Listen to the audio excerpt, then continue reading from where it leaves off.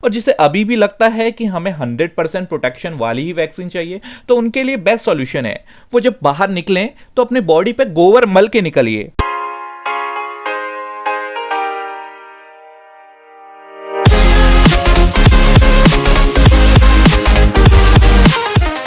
So finally मई 1 से India में कोविड-19 की वैक्सीन 18 प्लस वाले लोगों के लिए अवेलेबल हो जाएगी। कोविड के कारण इंडिया नहीं पूरे वर्ल्ड पर एक गहरा प्रभाव पड़ा है। लोगों ने अपनों को खोया, भूखमरी, पलायन, हमारे काम करने का तरीका, लाइफस्टाइल सब कुछ बदल सा गया है। इस वीडियो में हम देखेंगे हमारे मन में जो वैक्सीन को लेकर डर है या जो अफवाह हमने सुनी है, जो मिथ्स हैं, वो सारे क्लियर हो जाएंगे। अगर वीडियो इंफॉर्मेटिव लगे तो शेयर जरूर करें। हमें सबसे पहले समझना होगा कि वैक्सीन काम कैसे करती है। बेसिकली वैक्सीन का काम है हमारे इम्यून सिस्टम को ट्रेन करना या बूस्ट करना, ताकि वो वायरस के अगेंस्ट प्रोटेक्टिव एंटीबॉडीज बना सके। ताकि वायरस कभी भी हमें इन्फेक्ट करने की कोशिश करता है तो हमारे अंदर पहले से ही मौजूद एंटीबॉडीज हैं, वो उस वायरस को हमारे ऊपर असर ना करने दे, या अगर उसका असर हो भी तो वो बहुत मिनिमम हो, यानी कम अमाउंट में असर होगा। सबसे बड़ा मिथ जो आजकल मार्केट में चल रहा है वो है कि वैक्सीन लगवाने के बाद भी कोविड हो रहा है, तो हमें क्या वैक्सीन लेनी चाहिए या नहीं लेनी चाहिए। तो वैक्सीन लगवाने से बिल्कुल मत डरिए। वैक्सीन लगने के बाद कोविड होने के चांसेस सिग्निफिकेंटली कम हो जाते हैं। अब कुछ लोग बोलेंगे कि भाई इतना ही ज्ञान है तो बता दे कि वैक्सीन लगवाने के बाद भी कोरोना क्यों हो रहा है।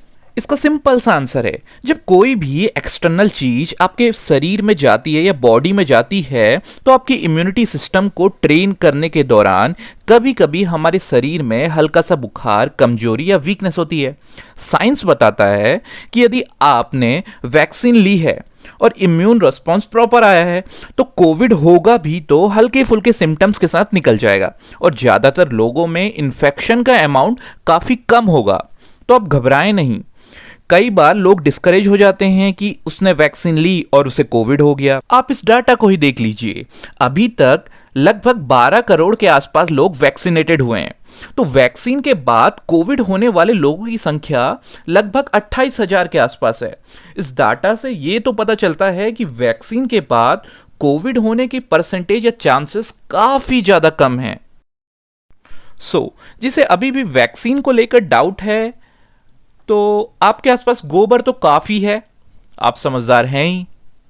कोरोना से डरने कोई जरूरत नहीं है, बिल्कुल गौमूत्र से एकदम समाप्त हो जाएगा। ये सत्य है। ये जैसे कि हमारे हाथ में देख पा रहे हैं, गौमूत्र लिया हूं सबको जी। तो सर पी के दिखाइए सर आप।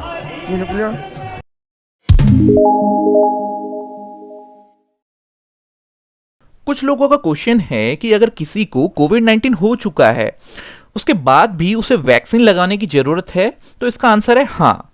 कोविड-19 से जो लोग सफर कर चुके हैं तो उनके अंदर एंटीबॉडीज तो बनती हैं, लेकिन कितनी एंटीबॉडीज बनती हैं और कितने समय के लिए बनती हैं इसका कोई डेफिनेटिव एविडेंस नहीं है।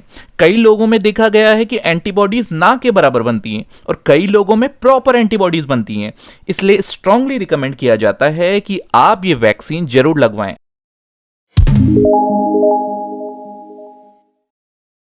तो कई लोगों का डाउट है कि अगर आज हमने वैक्सीन लगवाई तो कल हम क्या दोस्तों के साथ पार्टी कर सकते हैं। तो इसका आंसर है नहीं। पहली डोज के बाद हमारी बॉडी को कुछ टाइम लगता है इम्यून रिस्पॉन्स जनरेट करने में।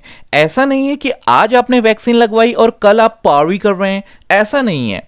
इम्यून रिस्पॉन्स ग्रेजुअली डेवलप होता है, लेकिन जब दूसरी डोज लगती है तो दूसरी डोज के 1 हफ्ते के बाद ही हमारा इम्यून रिस्पॉन्स बहुत पावरफुल हो जाता है, यानी 70 से 80% प्रोटेक्शन हमको प्रोवाइड करता है। लेकिन मास्क और सैनिटाइजेशन अभी भी जरूरी है, क्योंकि ये प्रोटेक्शन 100% तक नहीं जाता, लेकिन एक सिग्निफिकेंट अमाउंट में हमको कोरोना से सेफ्टी प्रोवाइड करता है।